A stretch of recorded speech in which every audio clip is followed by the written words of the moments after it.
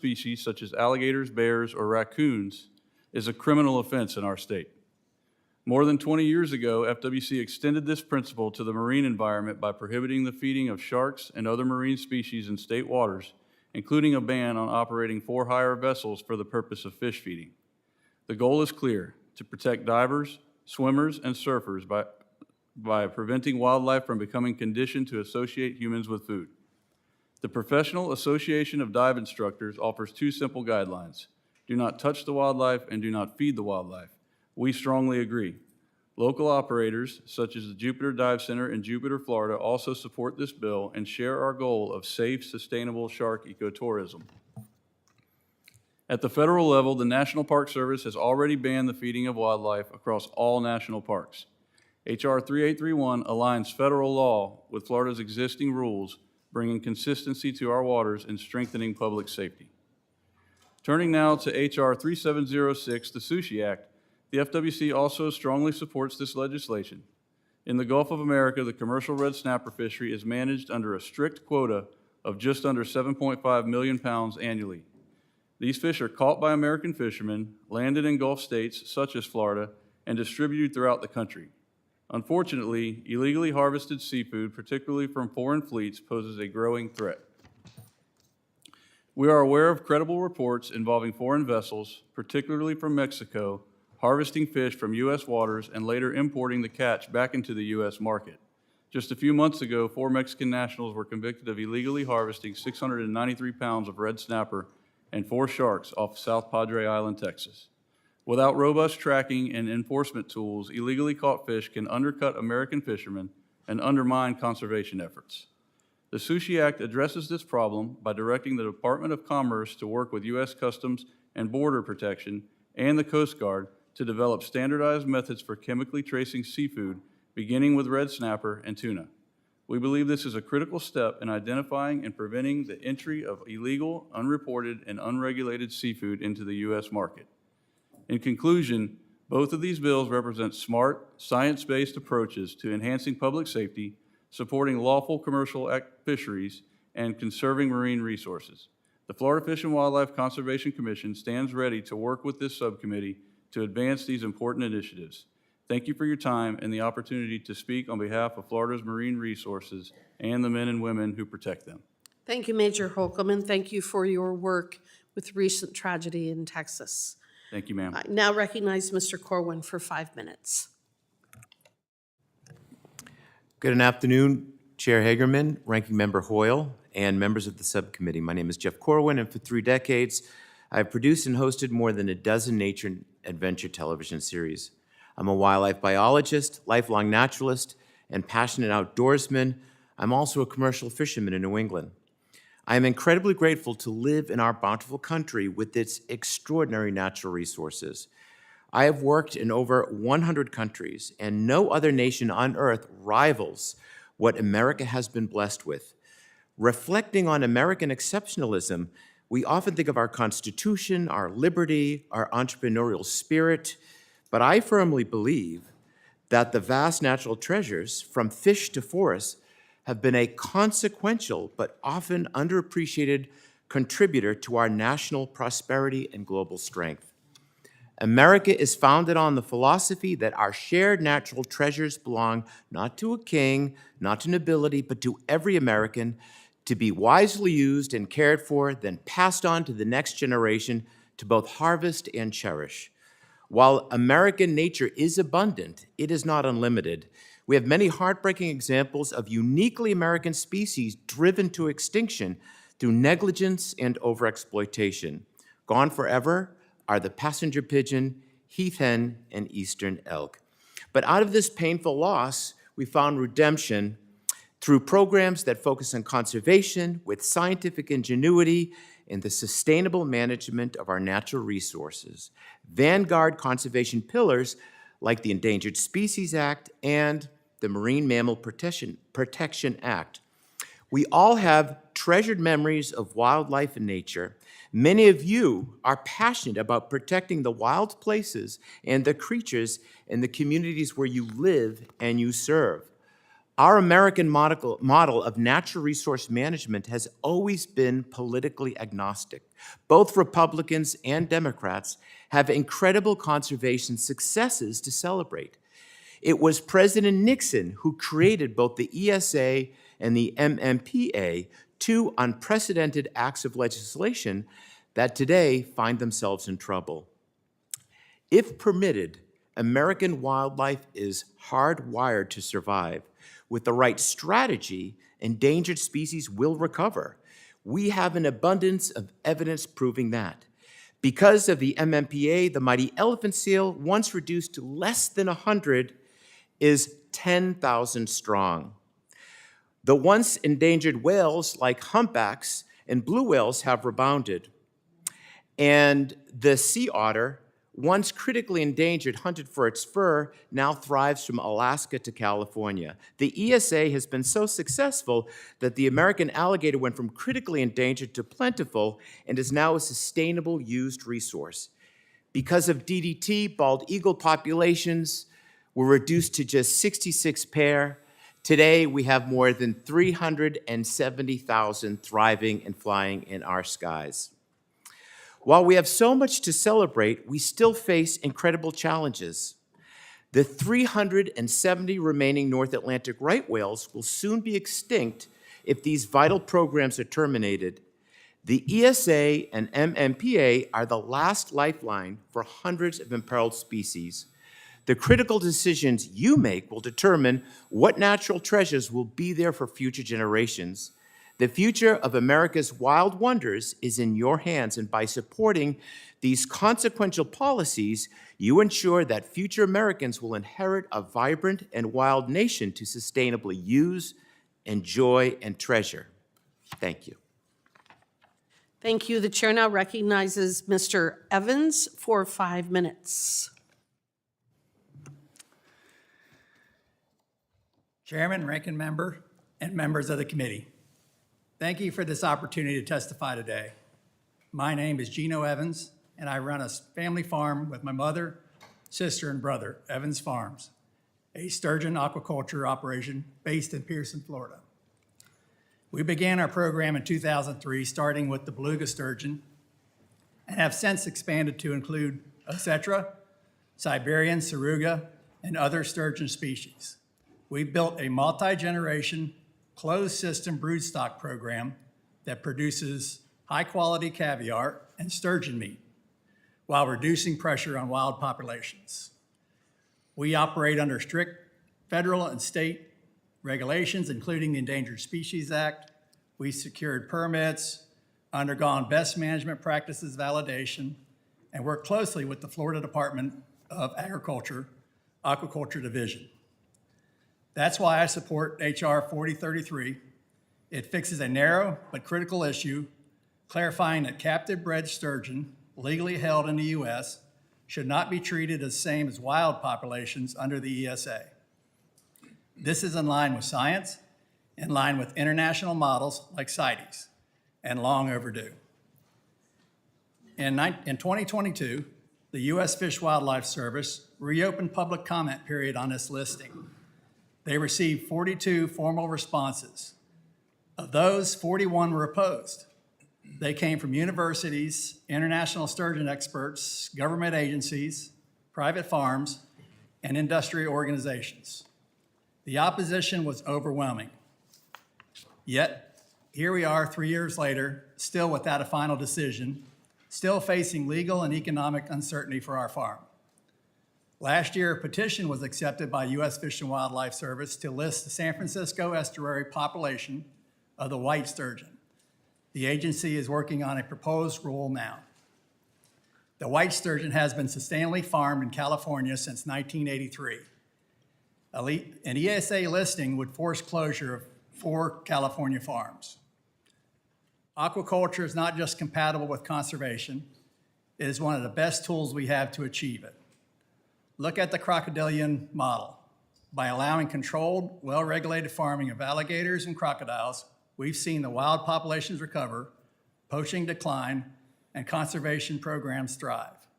We believe that sturgeon can follow that same path. At Evans Farms, We use Gulf sturgeon as an ambassador species for education and outreach.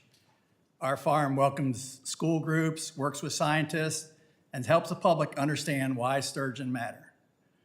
But we can't keep doing this if we're regulated out of the market by rules that were never meant for our kind of operation. So I strongly support H.R. 4033, the Sturgeon Conservation and Sustainability Act.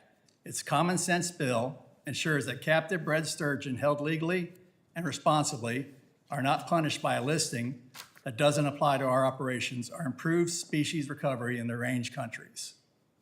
So no, this bill doesn't weaken the ESA. It protects it by making sure it applies where it matters most, in the wild. It lets farms like mine continue to contribute to conservation, create jobs, and reduce global reliance on wild-caught fish. Thank you. Mr. Evans, you bring a very important story and situation to us, so thank you for being here. I now recognize Mr. Buckholder for 5 minutes of testimony. Chairman, Ranking Member, and members of the Subcommittee.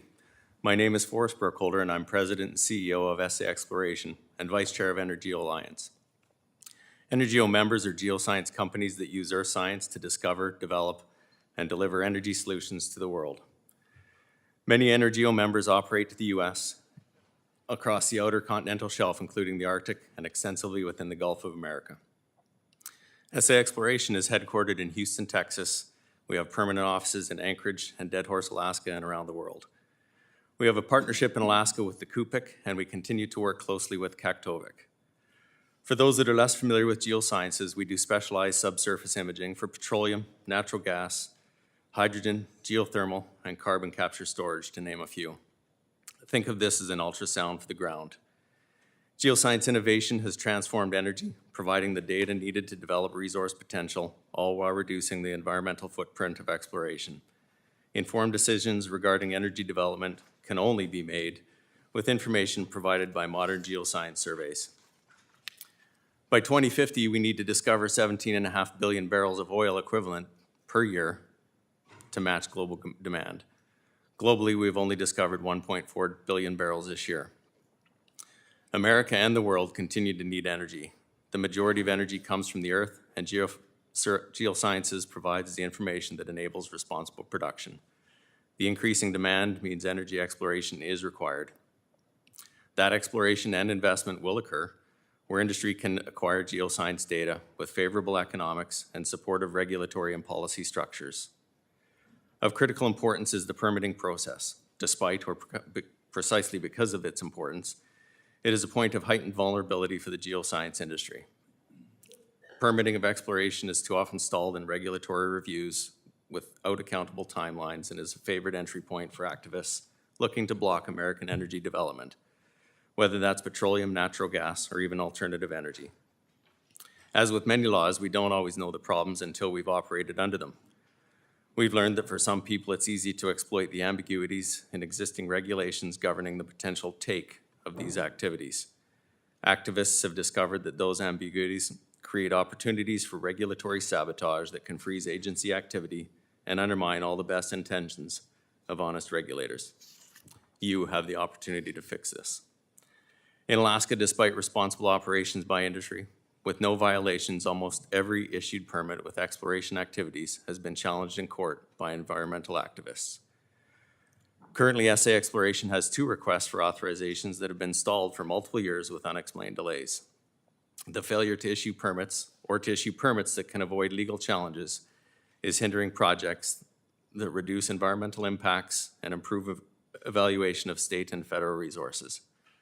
This uncertainty has a direct impact on local communities, the state of Alaska, and indeed the nation's economic well-being and energy security. These challenges are not unique to Alaska.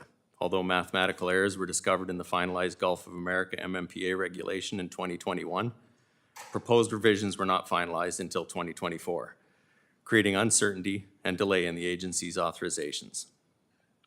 By setting reasonable deadlines in the application process, removing unnecessary duplication between the MMPA and ESA, along with removing or better defining terms, Congress can ensure the agencies are accountable to the existing statutory timelines and prevent future misapplication of the statute, so that it can function as originally intended.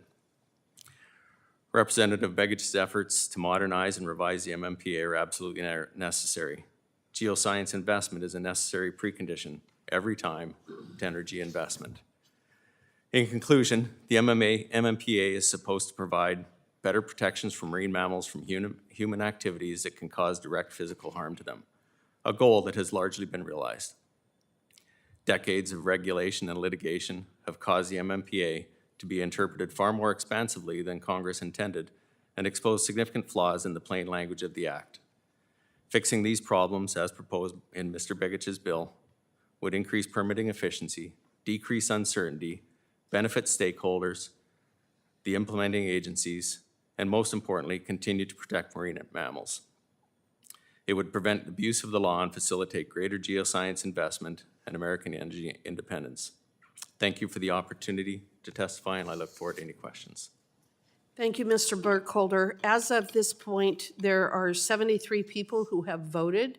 So I am going to go ahead and I am going to begin the questioning of the members. And again, at some point we will recess, but if anyone wants to go ahead and head over and vote, they're sure welcome to do so. I'm going to start with myself. Mr. Burkholder, I would like to begin with you.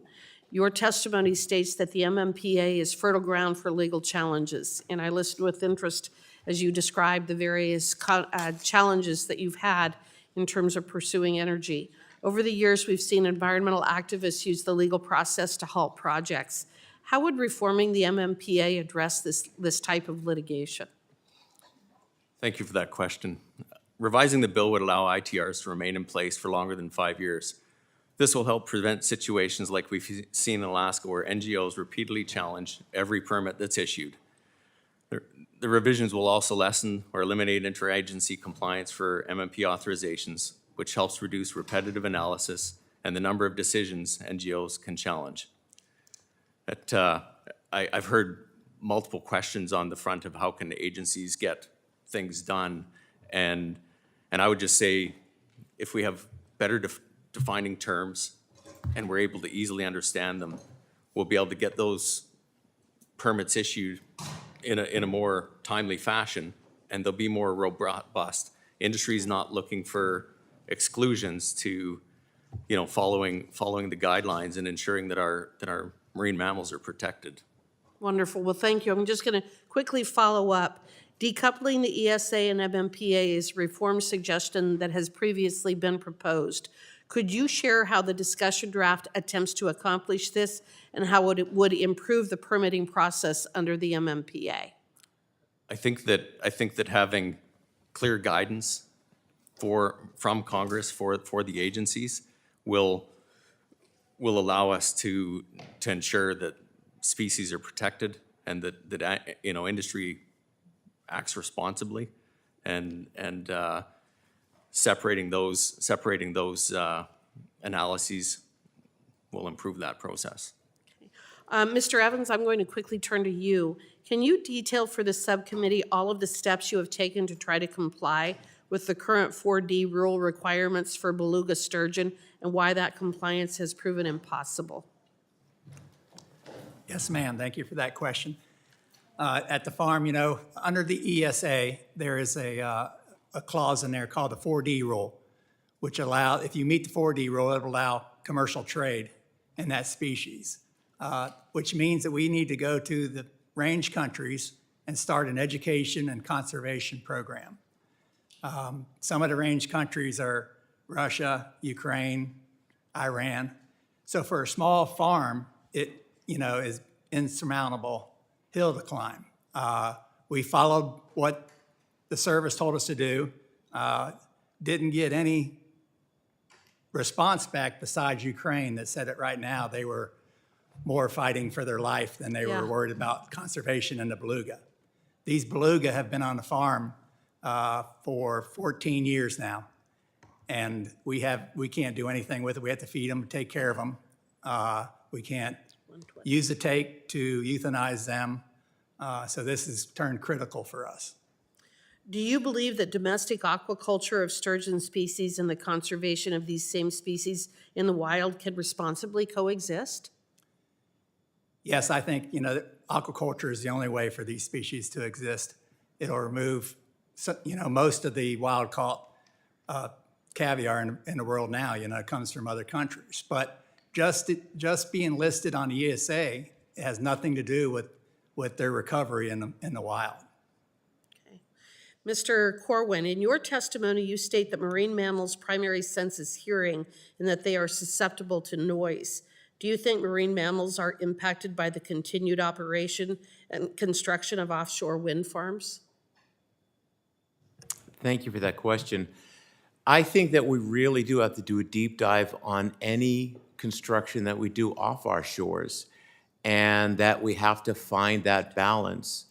And I think it's very important, though, that we recognize that we have some species that are so critically endangered. For example, off the coast of New England, where I live, we have the North Atlantic right whale. That species is on life support. So we need to do whatever reasonable measures we can do to try to protect that species while be creative to explore those technologies to provide all sorts of energy. In other words, I think what your answer is we don't know the answer to that yet, and we need to do additional study to determine what impact the construction and operation of offshore wind farms may be having on our marine mammals. Is that fair? I think we know that marine mammals are highly sensitive to sound in the water. This is their primary mode of navigating and finding food. There have been a lot of scientific studies to show that there is disturbance with these animals, with intensive underwater operations. So we have to do what we can do to protect these species. At the same time, we live in a very challenged world with limited resources. We need to explore alternative energies to be as competitive as possible and as sustainable as possible. So we need to find that balance. Well, thank you very much. And Mr. Huffman, I understand you want to go forward with your 5 minutes of questioning. You think we have time? It's up to you. If we can sneak it in while the vote's pending, that'd be great. Okay. Yeah. If you want to do that, Yeah, it's that would be good. entirely up to you. Let's go ahead with your 5 minutes of questioning, Thank Mr. you. Huffman. Thank you, Madam Chair. Mr. Corwin, I'd like to pick up with you, please. I think we tried with the acting Fish and Wildlife Service Director to ask some pretty basic questions in a lot of different ways to try to draw out what seems pretty obvious, that it's a lot harder to protect fish and wildlife and to manage refuges and do other things when you have a depleted staff and when your budget has been hammered. But we couldn't quite get that acknowledgement. What seemed to come out was that we will just sort of solve all these problems with good wishes. We'll manifest good outcomes somehow. And I want to go back to a time you referred to in your testimony, back before we had all these laws. People had good wishes back then. They wanted good outcomes, but it was determined that we actually also need laws, and we need agencies, and we need to have them staffed, and we need to have conservation standards that mean something. Can you sort of speak to why good wishes don't quite get you there when it comes to protecting wildlife from bad outcomes? I think I could approach that from my experiences working with the U.S. Fish and Wildlife Service, working with NOAA, working with a lot of state and federal agencies, as I am absolutely blown away by their ability to work with minimal resources to do incredible feats of conservation. And some of my greatest experiences and most powerful positive stories has been with the U.S. Fish and Wildlife Service in their incredible conservation work. But that requires resources. And those resources, I don't think, are spent anecdotally to protect something that we care about. It's beyond that. It's about securing natural resources that we depend upon. And when we see in the greater environment animals that are facing challenges and that are in trouble, that need us to sort of step in and cultivate an environment where they can recover, that usually also indicates that there are impacts to that environment that could have a ripple effect upon ourselves. In the end, we're all interconnected to these resources, and it is incredibly important that our federal agencies and our state agencies have those resources to do their job to ensure that the next generation of Americans inherits a biologically rich and healthy country. Yeah, thank you. And laws that set meaningful standards and enforcement mechanisms, we didn't used to have that. And back before these laws were put in place, many species were on a bobsled to extinction. It was looking pretty bad, but we've had some incredible success stories. Can you speak to some of those with the MMPA in particular, some of the successes and how these laws actually worked and did? We have seen, thank you for that question. We have seen incredible recovery, for example, with California sea lions in some regions of coastal California. To me, one of the most incredible stories of recovery is the elephant seal. The elephant seal was reduced to 100. It's now over 10,000, and it took a lot of science, sweat equity, and a lot of folks giving their time, treasure, and talent to recover that species, but with state agencies and with federal agencies. And the recovery of that species meant the recovery of fisheries that species depends upon, and also an incredible resource for people that live in the state of California, because tens of millions of dollars is spent in the region of Año Nuevo State Park, where people go to witness this incredible odyssey of nature with elephant seals that nearly became extinct. And at the Point Reyes National Seashore. Yes. We got lots of them. We love them. Another thing in this proposed bill would be a new kind of constraining of science, where you could only act to protect species if you actually saw the deaths of these species and jumped through all of these hoops, including peer-reviewed studies, to prove the cause of that death. In other words, it would be really hard to actually get to the point of taking action to protect some of these animals. Mr. Corwin, you know that many animals spend most of their lives underwater, far from shore, in pods. They migrate across vast areas. How realistic is it to demand that level of proof before you can take protective action for marine mammals? Well, data is incredibly important. All the progress we've made in conservation and the challenges that we've been able to hurdle comes from scientific data through standards and methods that we do to analyze and then come up with a management program. We need to know why animals die. And just like with a human being, if you saw someone who died mysteriously, you would want to know why, and you'd do an autopsy. Well, we do the same thing with animals. It's called a necropsy.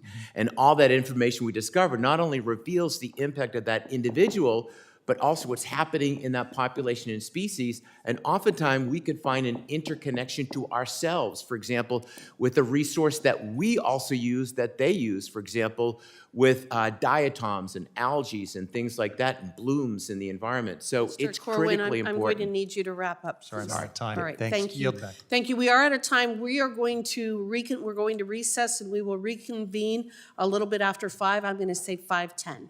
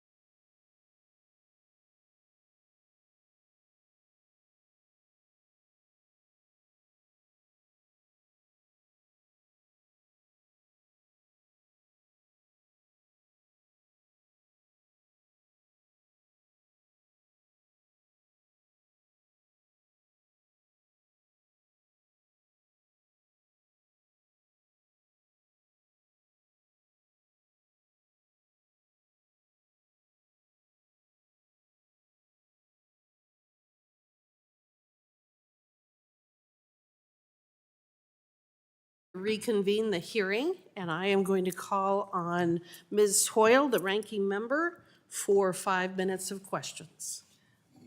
Thank you, and thank you all for being here and being so patient with us while we went and voted.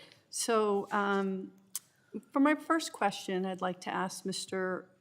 Corwin. Gray whales migrate past the Oregon coast twice every year, supporting millions in tourism, revenue for our coastal communities. This supports jobs for hotel workers, restaurants, staff, boat crews, boosting the whole coastal economy. I know you've been to the Oregon coast. It's stunning. This year, only 85 calves were born, the lowest on record, and over 150 whales have died. Now, the MMPA discussion draft today would ignore the deaths we can't directly observe. Why is it essential for science to count all the whale deaths, not just the ones we see? Well, it's incredibly important to get an understanding of what's going on with that population and to make sure species are replacing themselves at a level that they're bringing the next generation of reproducers in. And so that's kind of what we call carrying capacity, when that species grows up and gets to that level where it's sustained in that environment and they can continue to grow. And we don't know that information if we don't have all that data, including the mortality. And when we see year after year with gray whales and other species that they're producing less and they're taking longer to produce and the adults have higher mortality, that tells us that we have challenges. Thank you. And you've spent your career working hands-on with marine mammals in the field. From your experience studying these animals up close, why are strong science-based protections like MMPA so critical for the conservation work you do? And how would this legislation undermine that? Well, I think I would answer that with that we can't just anecdotally make decisions. We can't make a decision because we want that to be, whether what side you're on or how you look at that, we need scientific data, and we need research, and we need the scientific rigor where that data is challenged. And then when we have that correct information, we then apply that to a management strategy. And that's why it's important to have verified research techniques and data techniques with confirmed results within the either academia or the researchers or the leadership in that specific type of study or conservation effort. That's why that's so important. So, and within your work, have you noticed, I know that we've had a number of research grants specifically at Oregon State University that does a lot of this research, at the Hatfield Marine Center. We've seen impacts with the pushing out and firing of federal workers under DOGE. Have you seen that in your experience? Have you seen the impact of that? I have not. I've seen a little bit of that, but I've not seen an extreme amount of that. We do some work with federal agencies. Most of my work, my current series, is in Florida, and I work a lot with the FWC and other organizations. So I was filming recently in South Florida and heard of resource challenges on a federal national wildlife refuge. And I, personally, anecdotally, I've worked with a lot of biologists, and a lot of my colleagues work for the Fish and Wildlife Service or worked for the Fish and Wildlife Service. And people feel challenged, and people want to have the resources to do the job right and protect our wild legacy. Thank you. But if they don't have if we don't have the story, we're not going to go film it, because that's how the TV show works. I think. Lastly, I want to thank you for bringing up how conservation and marine mammal protection and the ESA have been bipartisan. You started with Roosevelt and his conservation and stewardship legacy. President Reagan, under whom the ESA was started. President Bush President Clinton, that these are things that we have done in a bipartisan way, and I hope that we can continue to do so because it's critical and important for our entire ecosystem. So thank you so much for being with us today, and I yield. Thank you. The chair now recognizes Mr. Soto for 5 minutes of questions. Thank you, Madam Chairwoman. Major Holcomb, thanks for being here. I appreciate you coming to testify in support of the Florida Safe Seas Act.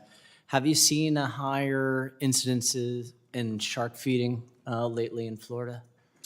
Thank you for the question, and thank you for your work on this bill. We do appreciate it. The question was more shark feeding. Yeah, have you seen a high incidence of that? Obviously, that's what we've heard anecdotally, but you're on the front lines of it. So we're constantly working on education. You know, we do see shark feeding, and we do try to have a pretty strong campaign to educate the public and divers the importance of not doing that, enticing sharks with food. Obviously, we know that there's obvious dangers. Anytime you encounter any wildlife, particularly sharks in the water, you're enhancing the risk of a shark attack. So we try to have a heavy educational campaign on that, and I think we've done a good job reaching out to the public through social media, through outreach events, and things like that. So you think if we could reduce feedings, then that will lessen the conditioning of sharks to interact with humans, and especially in fishing and some of these other situations? Absolutely. Any extra layer of protection, you know, to not entice those sharks to come and associate humans with food, we think that is a step in the right direction. Thanks. Mr. Corwin, we're excited that you're in our home state of Florida. What have been some of the major observations you've seen about things like manatees and sailfish, swordfish, and some of the other issues that you've gotten to see while you've been there? Thank you very much for that question. And I spent a lot of my time in Florida, in Hobe Sound in South Florida. I spent a lot of my time in the Everglades. My underwriting partner are the Miccosukee Tribe of Indians of Florida for our ABC series. We've done a lot of stories on sharks, which is such an important issue to me. Sharks are very critical to our oceans, and when you're not hand-feeding sharks, you're not only protecting people, you're protecting sharks. There's kind of a saying in wildlife conservation, like anything that you feed will end up bad for that animal. So like a fed bear is a dead bear, and the same thing with sharks. It will lead to conflict. I have hope for manatees because of the work I've done with the conservationists in Florida. I just finished a big project with the Florida Fish and Wildlife Conservation Commission, their leadership team on manatee conservation. And I have hope because we need that hope, because the manatee population is in trouble. I think right now it's probably around 6,000 or 7,000 animals. It's because of the ESA and the Marine Mammal Protection Act that they have that crossover conservation opportunity between those policies. And also, it really is incredible to see the partnership between the state agencies, the state universities, NGOs, with their federal partners all coming together to protect manatees, because Florida manatees are the ultimate symbol of the watery ways of South Florida. And if we lose them, it's not only an incredible loss of wild legacy, it's a valuable revenue stream. People come from around the world to see manatees. Florida is the gateway adventure for people of all economic levels. Not everyone's going to go on a safari. Not everyone's going to go to see China and panda bear. But a lot of people can go to Florida and see a gator and see a manatee, which it's so important that we protect Florida and its natural resources. Well, and we invite you up to Central Florida, too. It's a great part of the state with the Kissimmee Chain of Lakes, huge bass fishing area, obviously lots of gators and bald eagles and things of that nature, and then the Indian River Lagoon, which is in the district next to mine, where you see a lot of strong efforts to try to improve the water there that is so critical for manatee habitat. Have you gotten a chance to go a little further north than that? I was just there. So I was working with this really cool project trying to save freshwater turtles from the impact of invasive species. As you know, invasive species are a world of hurt for South Florida. If you go to the Everglades, half the fish you're going to catch are from somewhere else. There'll be tilapia, there'll be cichlids, there'll be Oscars. So, and in that part of the region, we have challenges with water issues, and the biggest lesson I've learned in Florida is that it's all interconnected. What you do in a lake is going to affect a coral reef, and in Florida today, the only coral reefs in North America are in Florida, and less than 5% survive in an ecosystem that sustains 70% of all of marine life. And we're trying to hold on to the Great Florida Reef. We had a bipartisan bill a few years ago to fund it, but it's a big fight to keep that funding going. And with warming seas, that's a challenge too. And so we'll continue to work together, and I appreciate, gentlemen, both of your perspectives today. Thank you. I want to thank the witnesses for your valuable testimony, and you've been very patient today. We have had quite a bit of testimony coming through. I think we've got some exciting bills that are coming before us. I have noticed that with this committee, there tends to be more bipartisanship in terms of some of the issues that we address. I think that that is a good thing, and I think all of you have provided some incredible, invaluable insight as to what you do at the state level, what you do in terms of your observations across the marine world, the work that you're doing attempting to save the sturgeon, and the work that you're doing making sure that we can produce energy in a very respectful and very environmentally friendly way. I appreciate all the work that every one of you do. The members of this committee may have some additional questions for the witnesses, and we will ask you to respond to those in writing. And under Committee Rule 3, members of the committee must submit such questions to the committee clerk by 5 p.m. Eastern on Friday, July 25th. The hearing record will be held open for 10 business days for these responses. And if there is no further business, yes? Thank you, Madam Chair. I would like to ask unanimous consent to submit for the record a statement by leading whale scientists in the Pacific Northwest expressing opposition to the discussion draft ignoring the history of the marine mammal populations before the MMPA, the misunderstanding of science, the way the draft shifts from forward-thinking policies to retroactive measures, and how it constrains management. Without objection, so ordered. An open letter from dozens of marine scientists on the value of the MMPA, a letter from over 24 Alaskan scientists, tribes, conservationists, boaters, fishers, and business owners opposing the discussion draft, a letter from over 60 wildlife organizations expressing their opposition to the MMPA discussion draft, and a letter from the American Society of Mammalogists expressing deep concerns how the discussion draft weakens the core provisions of the MMPA, and finally, a letter from over 70 organizations opposing H.R. 180 and H.R. 4033 and warning of the damage it'll cause to the recovery of ESA-listed species. All right. Without objection, so ordered. And if there is no further business, without objection, the subcommittee stands adjourned. Absolutely.